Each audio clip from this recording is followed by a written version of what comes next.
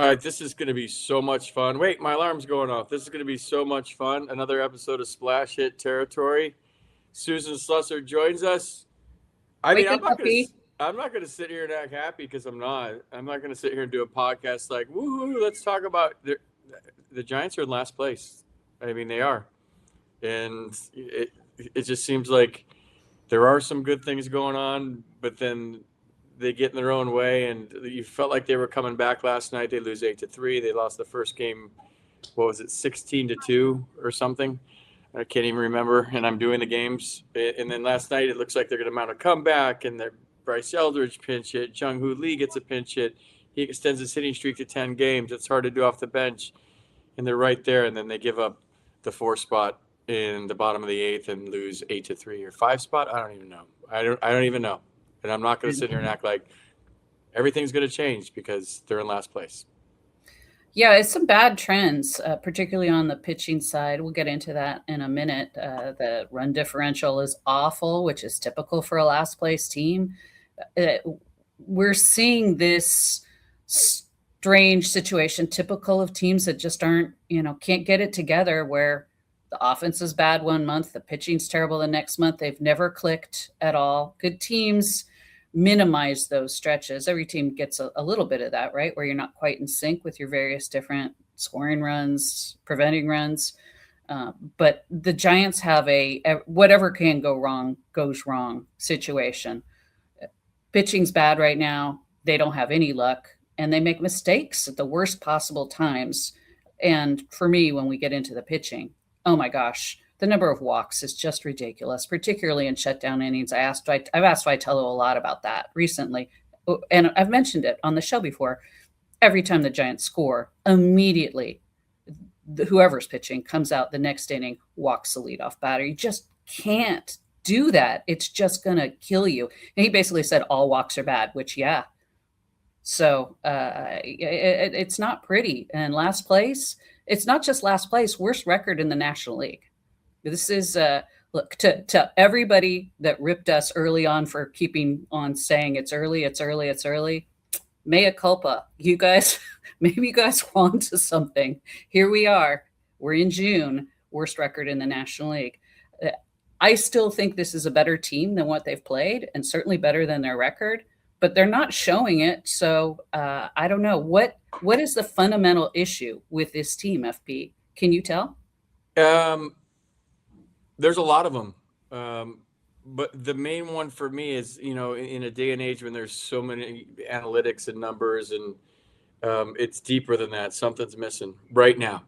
There's still 100 games left. I have no idea where this goes. But something's missing.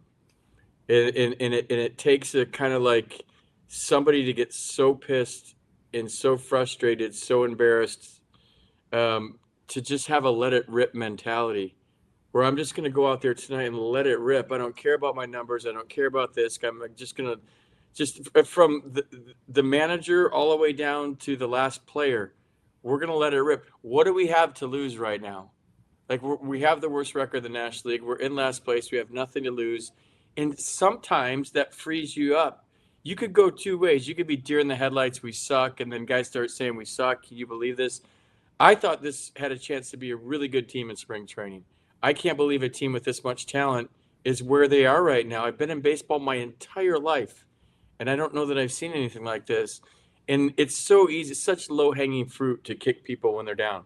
I think in my experiences in baseball as a broadcaster, I've been more critical of a team that's in first place when they make mistakes than that's in last place. Because, I mean, come on, it's low-hanging fruit. It's like, being hammered at the end of the bar at 3 a.m. I mean, you don't want to get on this team too much right now because these guys are wearing it, man. You can see it in Tony's face. You can see it in Buster's face. You can see it in Chappie's face. You can see it in Willie's face. And it's kind of, I'll stop here in a second. It's kind of deer in the headlights thing that they can't, if we can't believe it, they can't believe it. You have to have like some pride to go out there and play like good baseball on a daily basis. And I'm not saying they don't have pride because I talk to these guys every day. But maybe there's a little of just like, okay, today will be the day. But like there has to be a sense of urgency with these guys right now. And I think there is. It can't be an individual thing. Like, I'm going to go out myself and fix this. I think we've seen too much of that. I understand the instinct. That's a good instinct. That it has to be a collective. And people ask all the time, is this because they have a manager who's so inexperienced? I think everyone comes into blame here. Maybe having an inexperienced manager does not help necessarily when you've got a team that's gone this far south. But I'll tell you, I've covered baseball for a long time. I've covered a lot of bad teams. This is not a bad team. They have a bad record. They've had a lot of bad performances. They just have so much more talent than any other last place team I've ever covered. It's the strangest season. It really is. I don't get it. You're right. Something's missing. I can't put my finger on it, but I mean, we see where things are going. Luis Arraez is going to be traded, and maybe sooner than later. If anybody comes calling with a great package, I'm pretty sure they could have Luis Arraez. Among other things, it kind of solves some roster issues. But he's the one guy that just is so intense every night. Not that other guys aren't. He's just more demonstrative. Yeah, I don't know. I really don't know. And I've talked to a lot of people, and we're all kind of in the same boat. But I think we're all frustrated. I talked to Hunter, like, we're Giants. We care about the Giants. We care about this organization. We care about this team. And then you see some good things on a nightly basis, like Willie going deep last night, or Luis Arraez getting a triple and a double. And, there's good things. Then all of a sudden there's not, and they shoot themselves in the foot. The pinch hit by Bryce Eldridge, he's got to play every day, man. Just let him go. Lefty, righty, amphibious, both sides. I don't care if a guy has 3 arms. Just let him play every single day. No disrespect to Buddy Kennedy, but that was not – you look at that lineup. First of all, Bryce can hit left-handers.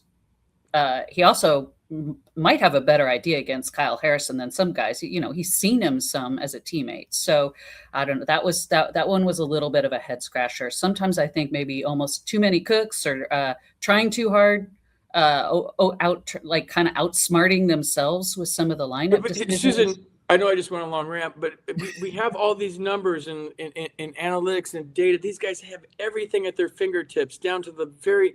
But like this, I don't care. This game is so mental. So we have analytics and departments, and these guys do a great job, and everything's at your fingertips to help you get your swing right, your release point right, your arm angle right, your spin rate right. But like, this is so mental, man. Like right now, this team's way too good to be in last place and have the worst record in National League. But there's no doubt about it. Yeah. Your record is your resume. So. Yeah, for sure. Let's talk a little bit about last night, because it was almost, to me, like operatic, like a Greek tragedy or something.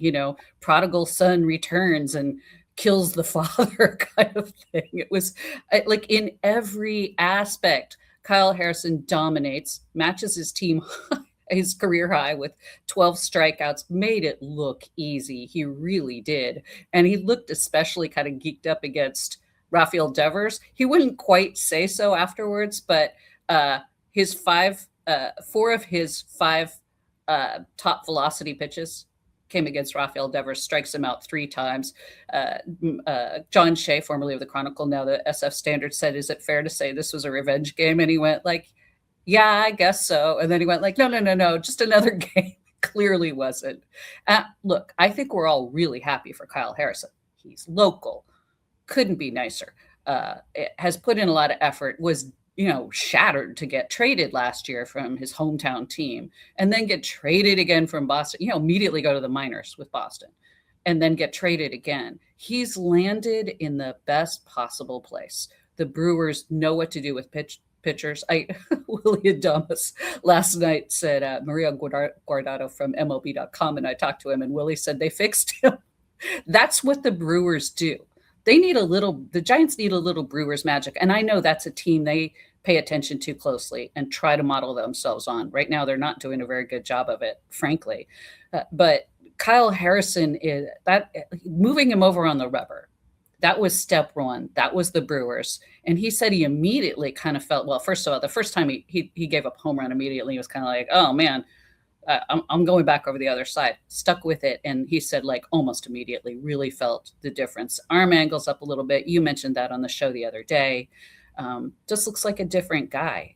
The Giants should be doing that, frankly, with their pitching, because their pitching has really hurt them this month, because the offenses, by and large, it's come around. I was kind of going through trying for a little who's in a funk segment. Hitters, by and large, are doing their jobs. I can't even say Chapman right now. Chapman's, contributing. So I don't know. But that was, Kyle. And then the Brewers are such a good team, and they're in first place. They've taken the first two of this series. I mean, Kyle Harrison's a little bit, let's show them. Of course. I mean, any good athlete does that. A chip on your shoulder, you want to show your old team what they're missing. Sometimes those things can get sideways where you try too hard against your old team. But I remember Daniel Murphy in D.C. when he played the Mets, man, he tortured him. He got 4 a game with damage, and it was just like, this is what you didn't want me, and that's what a good competitor does, and that's what Kyle Harrison is. I mean, I think the Red Sox should be more pissed than the Giants for not. I mean, that guy was in AAA for the Red Sox last. He didn't even really play in the big leagues.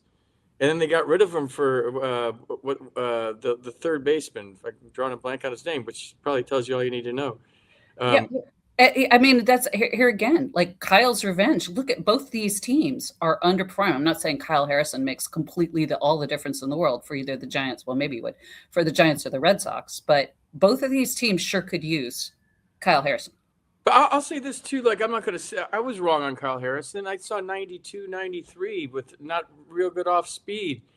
But there has to be, the Giants have to look at themselves and the fact that there has to be some sort of pitching lab where their guys can move their pitchers on the rubber and their guys can get their guys' arm angle up a little higher, whoever it is. And then just to like really put your heads in there and try to figure out what they can do to make their pitchers better. But man, he's a stud. And I never saw him sit at 97, 98. I never saw his slurve like it was last night. So good for him. He walked off the mound, and I don't know who he was looking at. Well, he struck out the side, and he did like kind of like the Sasquatch walk off the mound, and he was looking up at the booth or one of the suites somewhere. And I turned to Joe Rizzo. I'm like, I was kind of down on him. Is he looking at me? He goes, he's not looking at you. He's looking at Buster or Zach or something. Like, you're way down on his list. Got to be about you, FP. It's always about me, Joe. Yeah. So, hey, you guys had Kringle in though. You guys are so high in my book right now. You have Kringle in your booth, which thanks to Dwayne Kuiper and Dave Fleming, but that made my day. So as bad as yesterday was from a Giants standpoint, the Kringle was outstanding. Kringle was great, but this commercial is going to be greater. This episode is brought to you by FanDuel.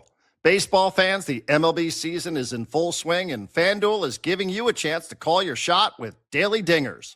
Joining the action is easy.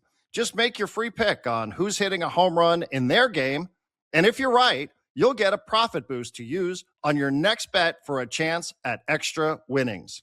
It's just another reason why FanDuel is the home of home runs. So, are you ready to play your game? Head over to FanDuel.com/podcast to get started. That's FanDuel.com/podcast to opt in for daily dingers.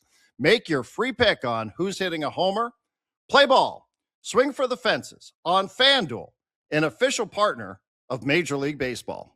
No purchase necessary. Opt-in required. Bonus issued as non-withdrawable profit boost tokens. Restrictions apply, including any token expiration and max wager amount. See terms at sportsbook.fanduel.com. Gambling problem? Call or text 1-800-GAMBLER. All right, where are we going with this thing? I'm not in a good mood today. You really aren't. Yeah, and it's early. Let's talk affects all of us, man. We're close to these guys. We're around them every day. You're the objective reporter. I'm not. I'm a Giant, man. This is hard. I mean, it's harder for them, but like we wear it. We're invested. Yeah. So. Yeah. I mean, look, they have pitching problems. That's the biggest issue right now. It's the starters and it's the relievers. As I said, too many walks. They walked 7 last night. 5 of those wound up coming around to score. That's really all you need to know. But Robbie Ray has to get it together. He's when we get, I'm jumping the gun on my who's in a funk. But Robbie Ray really has to get it together. I mean, their top 2 guys, Logan Webb, Robbie Ray. I mean, nobody's pitching into the 5th right now. Nobody. That's certainly not deep into the 5th. We're barely seeing it. So the bullpen is getting overtaxed. The bullpen has not been as good lately.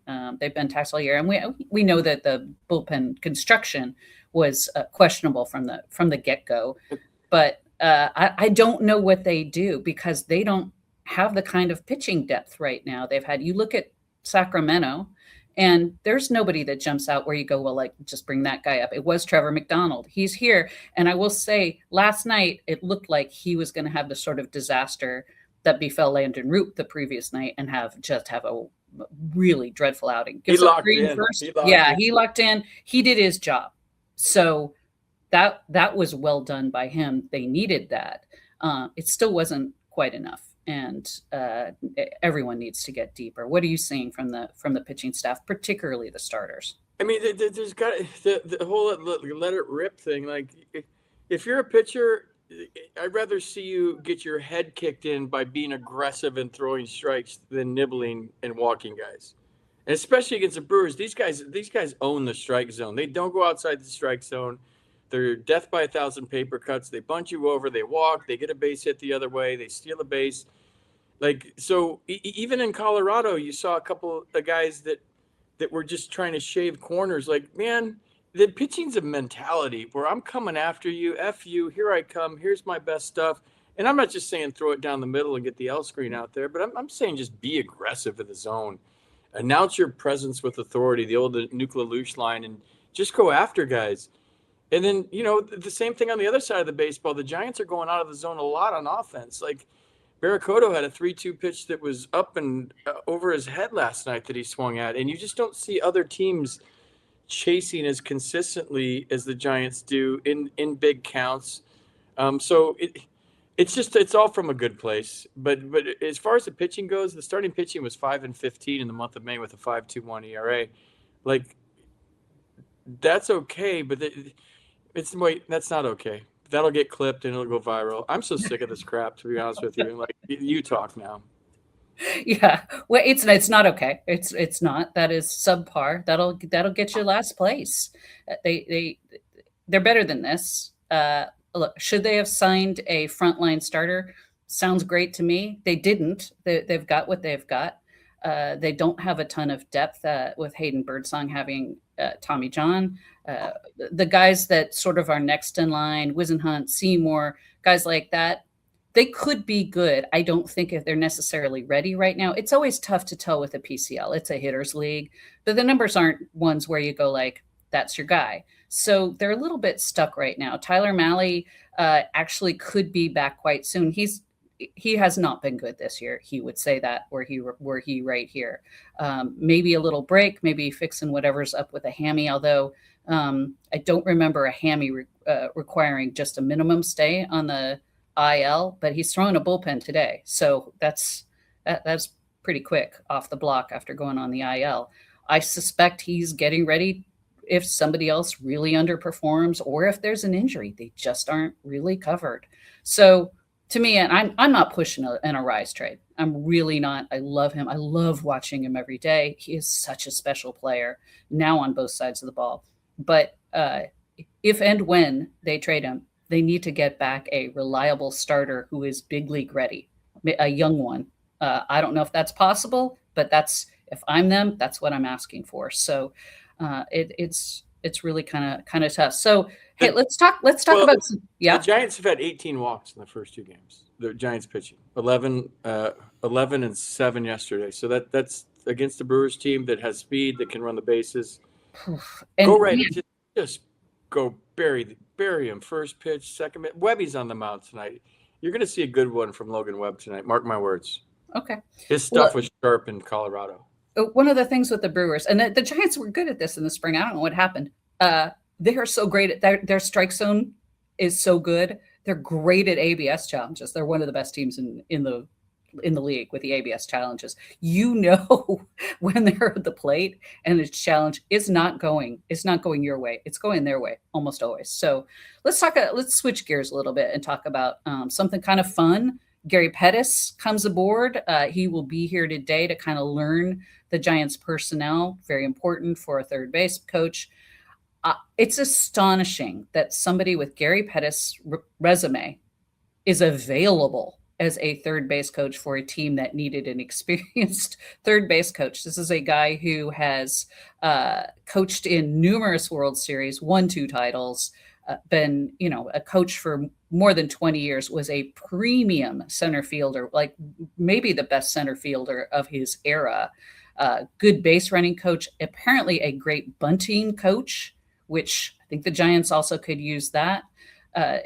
He very fast, as good a base runner. Ron Washington said the reason he is such a great third base coach is he was a great base runner. So I think this is an absolutely wonderful hire. He's very close to Dusty Baker and Ron Washington. That goes a long way with me. So really amazing. They have somebody like that they can just plug in mid-season. Incredible.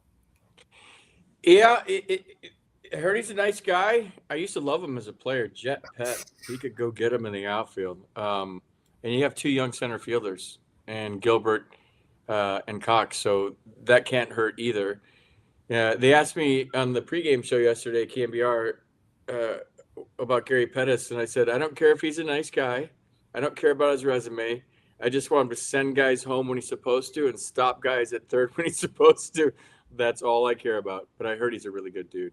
But yeah, and even if he's not, that might not necessarily be a bad thing either. Like if he can tell guys what's what when needed, I'm fine with that right now. I think they could use somebody. I don't think he's going to come right in and start kicking butt left and right or anything like that. I think he's got to get used to him maybe for a few weeks, but I have no idea, no problem if he gives some guys some talking to. I have a checklist. I thought Tony was going to go last night. He was chirping about, I think, eye contact and Devers getting quick pitched by Kyle Harrison. Kyle was quick pitching a little bit. He was. Yeah, especially against Devers. I want to see him throw a base. I want to see him get thrown out. And this is, that fire that the Giants hired him for, and the college Tennessee enthusiasm, I would love to see it. And I think Tony's thing is, well, we're losing and we're not playing well, and that you have to win to be able to do that. I really would love to see him just go nuts, and then his players go nuts. But you're just kind of looking for that passion, that fire on a daily basis, and just letting it all hang out there. And if it doesn't happen today, guess what? You bring it tomorrow. But do you remember when I did the show and I said this is the Giants are going to be the most hated team in baseball? Yes. And I meant that as a positive, right? Because they're going to go out there and they're going to play hard and slide hard and maybe not make friends on the baseball field. That part hasn't. That's the part that maybe is the biggest head scratcher for me, because I thought they would just be this wild and crazy bunch with their new manager, and I just haven't seen that part yet. Yeah, the one thing that gives me pause is we see these kind of crazy rah-rah celebrations when they win. To me, you can't do that when you're not winning consistently. If you win once a week and then you kind of turn it into a sports center, look how fun this is, look at us, I don't think that necessarily flies. Nope. You got to be winning to do the thrusts and Yeah. have that be colorful. Yeah. You have to. That's your identity is not fun, rah-rah if you're in last place. You just got to wear it. You have to wear it, and you have to climb out of last place and work your way up before you can start doing stuff like that. It looks kind of silly. It does. So we wanted to see the college stuff, but we wanted to see the fire. We want to see the fire now. I agree with you. Look, and I'm an objective reporter. They look flat, and that somebody, you're 100% right. Somebody's got to step up and do something. All right, let's look who is doing well. I mean, heating up, that's our little segment. I would say Jung-Hoo is obviously, he's been amazing. You're right, the hit streak. Who else you got? I thought I had a pretty good broadcast last night. I'm heating up in the booth right now. It was pretty funny on a couple occasions. I read all the promos correctly. It was good. I did the Cache Creek Casino Resort without even reading the card. Top of the seventh, as always, is sponsored by Cache Creek Casino. I'm not going to do it, but I did the whole thing. I told Joe in the break, I'm like, I'm bored. I'm going to see if I can do this promo without reading the card, and I did. I think they're one of our sponsors now. I think you've just inadvertently added them. Yeah, all right. Maybe we make some money. That'd be great. I thought Bryce Eldridge off the bench last night, and getting back to the point, and I know Giants fans agree with me. And hey, look, I don't make the lineups. I'm not in the front office, but man, I'd bat him fourth. Just let him go the rest of the year. His feet are so slow and quiet, and he's just setting his foot down, and then it's a whoosh, and he's commanding the strike zone. He's swinging at strikes, taking balls. Very mature at bats. He made a great play at first in game 1 of the series where he went to the bag, threw a seed on the money. I maybe play him a couple of days a week at first, get Rafi off his feet. But like I said before, lefty, righty, sidearm lefty, who cares? Yeah. I just want to see Bryce play. Same with Jonah Cox. Let him go, man. Let's see what he can do. It might be hard to watch. He might bunt a ball back to the pitcher like he did last night, or he might run into the fence or miss a cutoff. I want to see that kid play because, you're in last place right now. Let these guys go. Give them a little leash. Let's see what they can do. Absolutely. I think that's a great point. He needs to play every day. I think we've been saying that for a while now. I don't understand why they don't listen to us. Let him go. Let him go. Well, and they shouldn't listen to anybody other than what's going on internally. But, I'm just saying what I would think, what I would like. Just as a fan, I get excited when Bryce is on deck, for God's sakes, right now. And then when he walks up to the box, and I'll tell you this, I don't know if Giants fans know this. This guy's got a little edge to him. He's got a little swagger to him. He wants to be the guy. He's 21 years old, and he's not afraid of it. He wants to be the dude of this franchise for a long time and an all-star. And he's got some swagger and some edge to him, with which I didn't see in spring training. Maybe he's like, I'm only 21 years old, and now he's just like, he's doing it. So that helps, and he's a middle of the order guy for me, and an everyday guy. I want to see him. I get excited when he's in the batter's box. I do. Yeah. Again, no disrespect to Buddy Kennedy at all. Like he's a nice piece for a team off the bench. I think Bryce Eldridge just got to play. I really do. We probably got a lot of candidates for in the funk. We could take probably the whole pitching staff. I mentioned Ray earlier. He was an all-star this time last year, and he has just not been quite right. He's been obviously hittable, and he's not limiting damage, which is what reliable veterans do, is limit the damage when things start to snowball. He's struggled to do that lately, and he needs to get back on board. He knows it. We all know it. Yeah, I agree. And I would just say everybody's in a funk. When you travel with the team, Susan, and you're on the plane, and you're in the hotel bar after the games, in the lobby, you're on the bus, you're in the clubhouse, this whole thing right now is in a funk. Yeah. From top to bottom, everybody's reeling. And I know fans are upset, and they should be. And I love the fact that Giants fans care so much. I love the fact that Giants fans lashed out at me for supporting Buster, because they care. They absolutely care. You're in trouble when they don't. And Giants fans care. And everybody on the travel group, everybody in the whole organization, even if they're not here, they care. And maybe they care too much, and that's why this thing's all sideways right now. But the whole thing is in a funk. It is. And they be the first ones to admit it. And they're trying. They're trying to call the kid up from AA. He can fly. Try this. I mean, they're searching. They're trying to make this whole thing better. And, maybe there's some stuff in the works behind the scenes. I don't know. But right now, the whole thing is in a funk. Yeah, I think I mentioned the other day when we were talking about the story I did on Matt Chapman and the issues he's been having with social media. I was talking to a couple other guys about their social media, and Daniel Susak, again, much like Bryce, sort of mature for his age and his experience level, he said, we've got high expectations. That's great. That's what we want. So I thought that was, what a mature and kind of the response you want to hear. Like, we're going for it. And if we don't meet our expectations, we expect the criticism. Of course, threats and wishes of harm to people's family, not okay. We've been through that already. But if you want to criticize players for not matching their expectations, and we had high expectations, everyone did. They had internal high expectations. That's okay.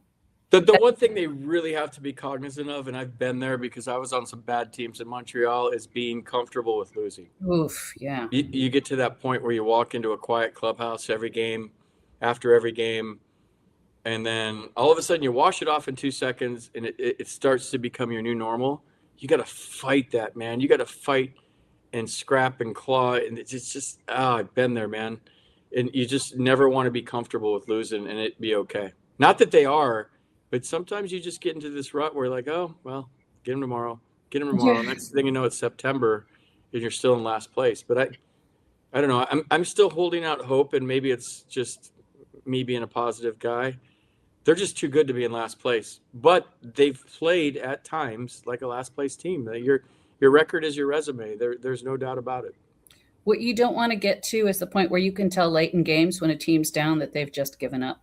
I'm not saying we've necessarily seen that, but I'm on high alert for it because, that there are inklings maybe a little bit in some games. Now, if it's a beatdown, totally different. But if it's a game that you're still at least in with that sort of lineup, you can't suddenly be giving away at bats late in games. You got to keep fighting.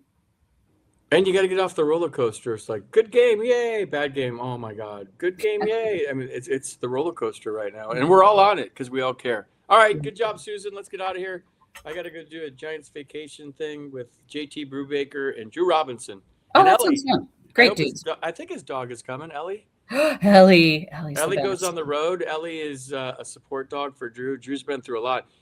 I knew Drew's story, but I read the ESPN story yesterday to prepare for this about Drew. My goodness, what a special human being. And I, haven't got to know him as well as I should, because he's a guy that walks by and he goes out and he gets his work done. He throws BP.